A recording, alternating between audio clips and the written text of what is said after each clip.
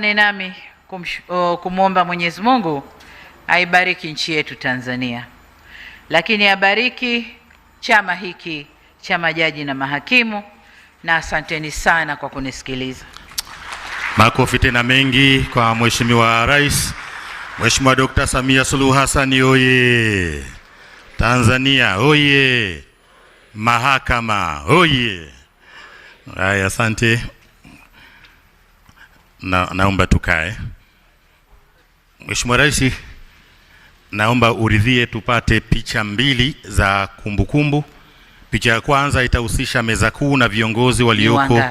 Kwa ni kazi kubwa ya kufanya, ila tunawategemea sana katika uendeshaji wa taifa letu. Tunawategemea sana. Nihitimishe sasa, Mheshimiwa Jaji Mkuu, Mheshimiwa majaji na mahakimu,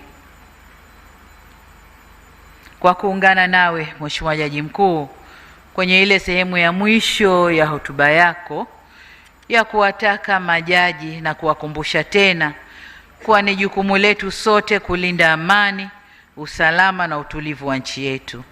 Ni muhimu kwa watoa haki nchini kusimama kwenye mstari wa haki mnapofanya maamuzi ya kutoa haki.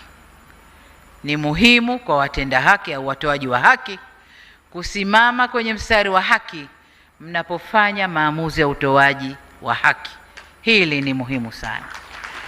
Na baada ya kusema hayo, sasa nitamke rasmi kuwa mkutano huu wa Chama cha Mahakimu na Majaji Tanzania kwa mwaka 2026 sasa umefunguliwa rasmi.